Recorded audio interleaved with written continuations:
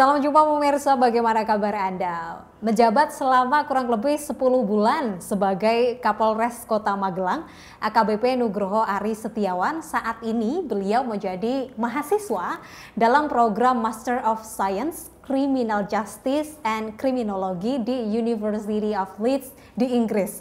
Kali ini saya ingin berbincang bersama beliau, tapi tidak berbincang mengenai tugasnya sebagai polisi ataupun sebagai salah satu penegak hukum, tapi saya ingin berbincang bagaimana kabar beliau sebagai mahasiswa di Inggris.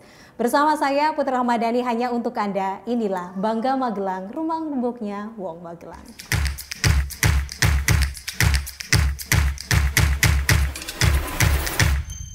Seperti yang tadi saya sampaikan, kita akan terhubung melalui aplikasi Zoom dan sangat beruntung sekali saat ini musimnya winter.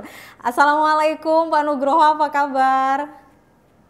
Waalaikumsalam Mbak Putri, apa kabar? Sehat kami di sini, Alhamdulillah. alhamdulillah. Alhamdulillah senang Kangen melihat. Magelang nih.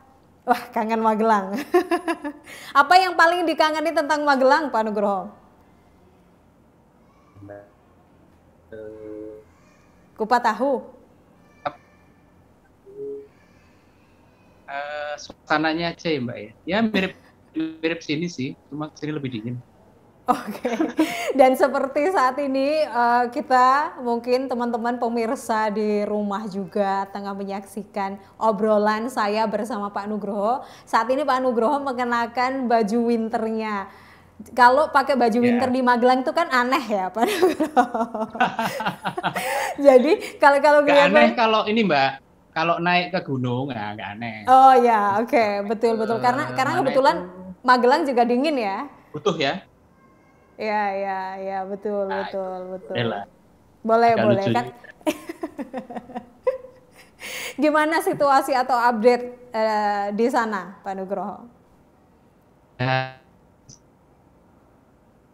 situasinya, saya kebanyakan belajar dan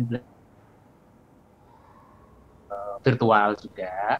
Jadi untuk update situasi di luar, saya cuma di radio juga, di sini ada radio. Okay. Terus kemudian kalau secara fisik sih kelihatan di sini sebenarnya lockdown ya. Situasinya lockdown. Tapi yang menarik dari situasi lockdown ini ada dua faktor. Pertama adalah faktor masyarakat umum. Yang kedua faktor penyedia jasa kepada masyarakat. Nah, di situ ada restoran, terus ada supermarket dan sebagainya. Nah, ya kan di situ adalah di penyedia jasa kepada masyarakat. Jadi untuk restoran-restoran, oke, boleh buka. Yang boleh buka itu restoran, supermarket, terus kemudian bahan-bahan kebutuhan untuk kesehatan. Pokok ya. Bahan pokok dan kesehatan. Terus kemudian yang paling utama adalah kursinya tidak boleh dipakai. Nah, jadi ditekankan masyarakat boleh beli, tetapi harus take away. Tidak boleh ya. Tidak boleh makan di tempat lah ya, kalau misalkan restoran. Makan di tempat. Nah, ini kan saya lagi compare sama di sana. Oh, bagaimana sih strategi di sana? Oh, seperti ini. Strategi seperti ini. Karena memang untuk sama ya, untuk yang ke arah orang umum ini kan kita resources juga terbatas. Sama polisi sini juga sama, ditugaskan untuk sama melakukan upaya penegakan disiplin dan sebagainya. Tapi resourcesnya juga terbatas juga. Nah, strategi menekan di sisi yang sebelah sana itu yang mungkin dipakai. Karena nggak bisa setiap saat menahan orang di rumah terus, gitu kan, nggak bisa juga kan. Iya. Tapi yang penting jangan berkerumun, jangan melaksanakan kegiatan yang kira-kira bisa menjadi sarana penularan. Ya, mengundang kerumunan banyak orang.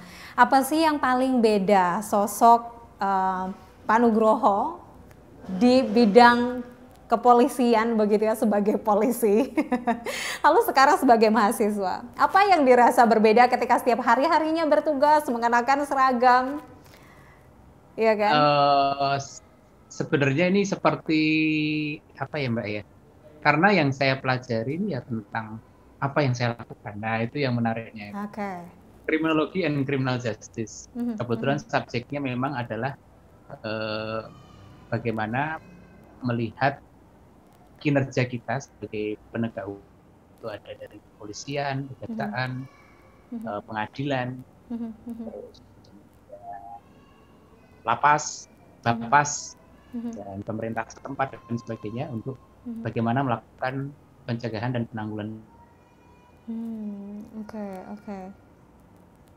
Jadi bedanya adalah pada saat kemarin kita sebagai pelaku, nah sekarang kita mereview apa yang kita lakukan, membandingkan dengan apa yang dilakukan oleh polisi-polisi polisi penegak hukum di negara lain, dan situasi sistem hukum yang berbeda dengan negara kita. Apa kesamaannya? Nah, itu menarik. Apa kesamaannya? Apa sama itu? Sama value-nya, Bu. Oke.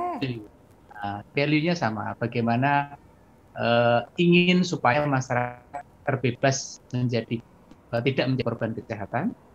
Terus kemudian yang disangka untuk melakukan kejahatan diberikan pelayanan yang terbaik, sehingga mereka tidak menjadi korban atas proses penegakan hukum. Wah, menarik kan, Bu ya? Iya, betul.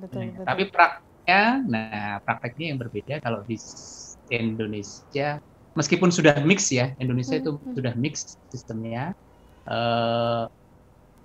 Di situ ada beberapa pendapat hukum lah ya, Bu ya. Tapi yang paling yang initial atau yang awal yang menjadi perdebatan adalah crime control model dan due process model. Dua hal yang diperlihatkan. Crime control itu perspektifnya adalah melakukan negara memiliki kewajiban dan dipercaya dan bertanggung jawab untuk bisa menciptakan keamanan dan ketertiban melalui sistem. Nah, satu sisi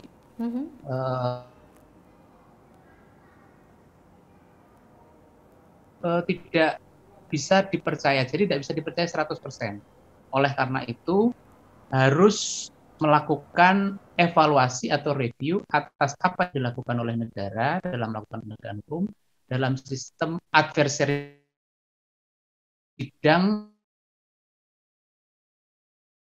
pihak, sehingga transparansi dan akuntabilitas penegak hukum dalam melakukan upaya-upaya penegakan hukum itu dapat terlihat dengan jelas, sehingga harapannya, karena ternyata pengamanan buruk ya, miscarriage of justice, harapannya jangan sampai orang yang sebenarnya tidak bersalah masuk ke sistem.